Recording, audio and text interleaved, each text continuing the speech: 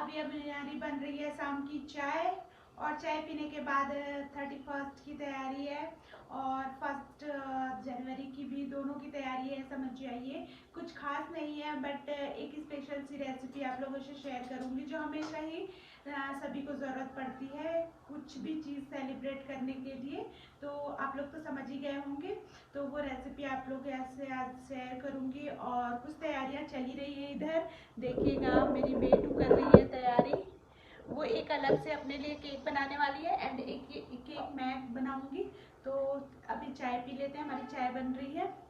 और यहाँ पे पड़ रही है बहुत ज़्यादा ठंड, तो हमको तो किसी भी टाइम स्वेटर निकालने का मन ही नहीं करता है, दोपहर हो या सुबह हो।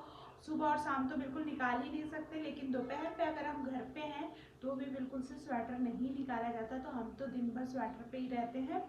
तो चलिए फिर अभी पी लेती हूँ अपनी चाय और उसके बाद रेसिपी शेयर करती हूँ आप लोगों से। चलिए, तो हमारी कड़क अदरक वाली चाय बनके तैयार हो गई है। और विंटर में ना बहुत ज़्यादा मुझे चाय पीने का मन करता है, लगता है दिन भर थोड़ी थोड़ी देर में चाय मिलती ही रहे। और बनाने में भी आलस आता है, लेकिन मैं चाय के लिए तो उठ ही जाती हूँ और बना ही लेती हूँ। और मैं तो चाय लवर हुई, गर्मी में थोड़ा अवॉइड कर देती हूँ, बट 2 टाइम की चाय तो ज़रूरी हो जाती है। लेकिन ठंड में तो जाने कितने बार चाय पी लेती हूँ। तो चलिए, चाय मेरी हो गई थी, उसके बाद मैं आ गई हूँ केक बनाने के लिए। तो यहाँ पे पिक्स ने ना मैदा छान के रख लिया था, तो उसमें मैंने बेकिंग पाउडर बेकिंग सोडा डाल दिया है।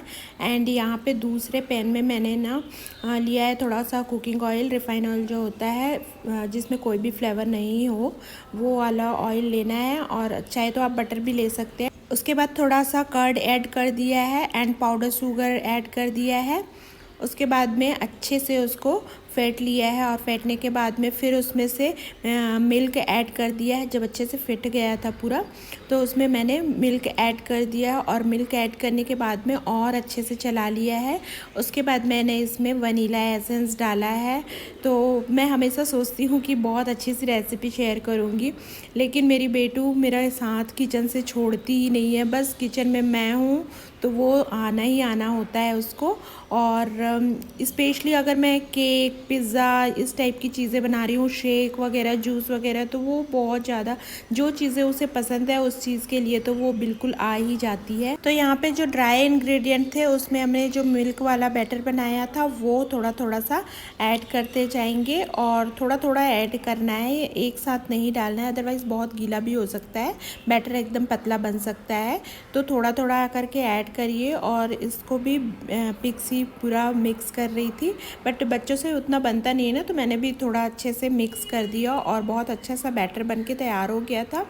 उसके बाद मैंने ये बटर पेपर लिया है और 2 केक बनना है, तो एक पिक्स बनाएगी और एक मैं बनाऊंगी। तो उसने ना आधा बैटर मेरा ले लिया है, तो पता नहीं मेरे लिए थोड़ा कम पड़ जाएगा, लगता है उसने अच्छा खासा बैटर ले लिया है। और मुझे नहीं पता था कि वो ऐसे बीच से ले लेगी करके, अदरवाइज़ मैं थोड़ा ज़्यादा ही बनाती। मैंने सोचा था एक छोटा सा ही केक बनाऊंगी, बट उसने आधा ले लिया, उसे चॉकलेट केक बनाना था। तो देखिए वो उधर साइड पे कोकोआ पाउडर ऐड करके अपना बैटर रेडी कर रही है, और इधर मैं ड्राई फ्रूट वाला बना रही हूँ। तो मैंने नीचे ऑयल स्प्रेड कर दिया है, और जो पैन था उसमें, और उसमें ऊपर बटर पेपर लगा दिया है। और यहाँ पे नीलॉन्स का जो टूटी फ्रूटी होता है ना, बहुत सारे कलर वाले 2-3 कलर मिक्स होते हैं, वो वाले टूटी फ्रूटी लिए हैं, कुछ ड्राई फ्रूट्स लिए हैं और चेरीज़ लिए हैं। तो ये सारी चीज़ों को मैं बैटर में ऐड कर दूँगी। पहले तो टूटी फ्रूटी ऐड कर दूँगी, और उसके बाद सारी चीज़ों को मिक्स करके अच्छे से पैन में मैं डाल दे रही हूँ, और उसके ऊपर से मैं ड्राई फ्रूट ऐड करूँगी। तो यहाँ पे मैं ड्राई फ्रूट ऐड कर दे रही हूँ, और सच में मेरा बैटर कम हो गया था। मैंने सोचा था केक बहुत बिगड़ ही जाएगा, बट बहुत अच्छा बन गया था केक। तो यहाँ पे पूरे ड्राई फ्रूट्स ऐड कर दिए ऊपर से मैंने, ऊपर से जो चेरीज़ थी वो भी डाल दिया। और देखिए अभी कितना अच्छा लग रहा है, बैक होने के बाद और अच्छा लगेगा। तो अभी मैंने ओटीजी को प्री हीट पे लगा दिया है, 180 पे 10 मिनट के लिए लगाया था। उसके बाद अभी मैं 180 पे ही 15 मिनट के लिए बेक करने के लिए रख दी हूँ, और ये रहा फाइनली मेरा केक बेक हो गया। पता नहीं मेरा केक कैसे पहले बेक हो गया और पिक्स का अभी तक नहीं हुआ। और देखिए कितने अच्छे से दिख रहा है, आपको देख के ही पता चल रहा होगा कि केक बहुत अच्छे से बेक हो चुका है। तो मुझसे तो रहा ही नहीं गया, इतना अच्छा सा बन गया करके मैं फटाफट, वो बिल्कुल भी ठंडा नहीं हो पाया था और गरम गरम मेरे हाथ भी जल रहे थे। मैंने कपड़ा लेके एकदम फटाफट निकालने लगी। डर भी लग रहा था कि कहीं टूट ना जाए, केक ख़राब ना हो जाए, बट फिर भी से निकालने में लगी ही रही और फाइनली मैंने निकाल ही लिया उसे और अच्छे से निकल गया। बट जो उसके ऊपर का जो उसमें बटर पेपर लगा होता है ना, वो तो बिल्कुल गरम गरम में निकल ही नहीं पाया। और मैं पूरी कोशिश में लगी रही कि जल्दी से निकल जाए। कैसा बना है केक, सही तो बना है, इतना कम बैटर मेरे पास था, टेक्सचर तो सही आया है, ये सारी चीज़ें मुझे बहुत टेंशन हो रही थी।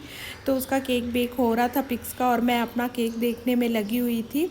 फिर कोशिश मैंने की बटर पेपर को निकालने की, बट नहीं निकल पाया। तो मैंने सोचा कि चलो ये देख के तो राहत मिल गई कि केक अच्छा बना है। तो मेरा केक तो बेक हो गया है और थोड़ा बड़ा था पिक्स से, लेकिन पहले बेक हो गया और बहुत अच्छे से बन गया है। बट मैं उसे अभी नहीं काटने वाली हूँ, बहुत एक्साइटमेंट में मैंने जल्दी जल्दी निकाल लिया उसे और डिमोल्ड भी कर लिया। बट वो अच्छे से निकल गया है, लेकिन मैंने सोचा कि नहीं अभी नहीं काटना है मुझे, मैं सुबह ही काटूंगी। देखते हैं अगर रात में हम जगते हैं तो रात में काट लेंगे। वैसे तो जगने का कोई चांस नहीं लग रहा है, क्योंकि कल हस्बैंड की ड्यूटी है, कोई छुट्टी वगैरह नहीं है। तो सुबह उठ के फिर से रूटीन पे अपने लगना है। 5:30 के आसपास ही उठ जाना है और फिर किचन में लग जाना है, तो इसलिए जल्दी ही सोना होगा। तो देखते हैं अगर रात में हो पाया तो हम रात में केक कटिंग करेंगे, अदरवाइज मॉर्निंग में मैं कट करके आप लोग को दिखाऊंगी। एंड पिक्स का केक तो छोटा था, बट बेक होने में उसको इतना टाइम लग रहा है, पता नहीं क्यों। उसने ज़्यादा बैटर डाल दिया था, उसका ज़्यादा हाइट पे था, इस वजह से ऐसा लगता है। और मेरा बैटर थोड़ा कम पड़ गया था, मुझे लग रहा था कि अच्छा नहीं बन पाएगा, बट अच्छा बन गया है और पिक्स का भी बेक हो रहा है। इधर मैंने डिनर के लिए प्रिपरेशन भी कर ली है।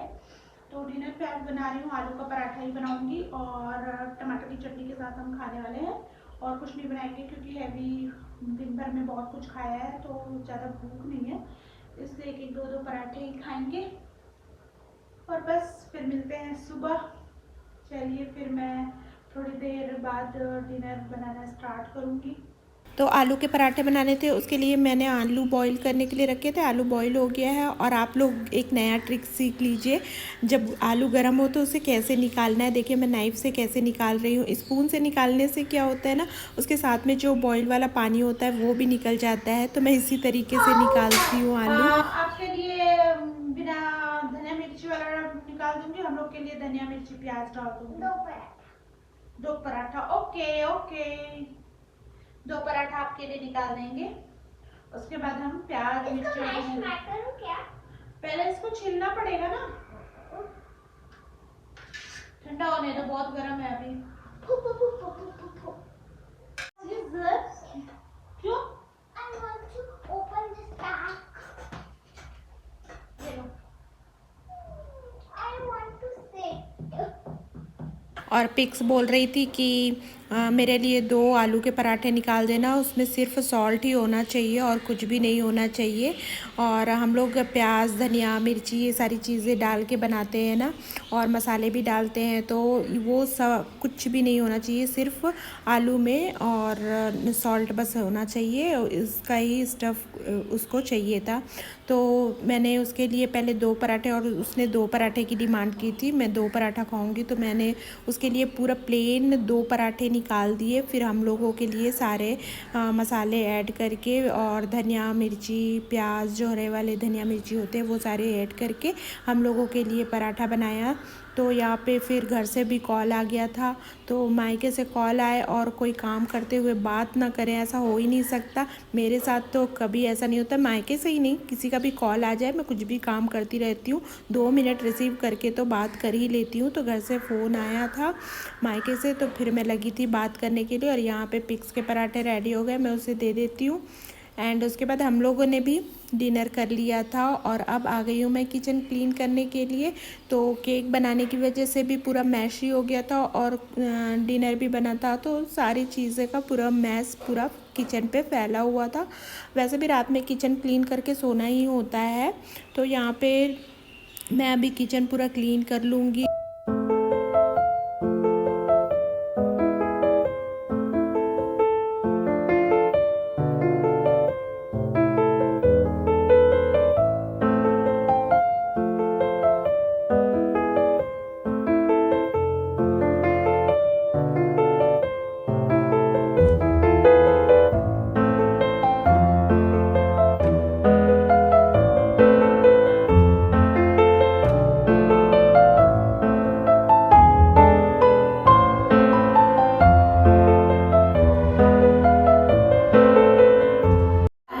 के साथ में हमारा 31st एंड हो गया है और हमारा डिनर हो गया है।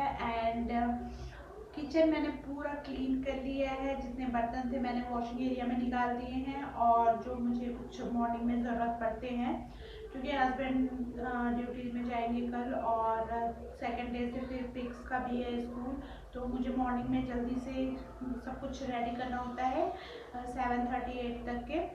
इस वजह से मैं जो थोड़े बहुत बर्तन मुझे मॉर्निंग में ज़रूरत पड़ते हैं वो मैं वॉश कर लेती हूँ और बाकी सारे बर्तन मैं बाहर निकाल के वॉशिंग एरिया में रख देती हूँ। मैड आती है तो वो जितने टाइम पे आती है वो साफ करती है, तो वो मैंने निकाल के रख दिया है। किचन तो मैं रात को क्लीन कर लेती हूँ क्योंकि सुबह उठो तो फिर किचन क्लीन मिलता है तो फिर जल्दी जल्दी से ब्रेकफास्ट वगैरह टिफिन वगैरह जल्दी रेडी होता है। तो किचन मैंने पूरे क्लीन कर लिए हैं, सारी तैयारियाँ सुबह की हो गई है जो मुझे बनाना है एंड बर्तन भी बाहर निकाल दिए हैं और केक अभी हमारा रखा हुआ है, केक हमारा कट नहीं हुआ है और मैं सुबह कट करके दिखाऊंगी केक आप लोगों को, तो वो तो दूसरे ब्लॉग में आएगा, तो दूसरा ब्लॉग देखिएगा केक का टेक्सचर देखने के लिए कैसा बना है।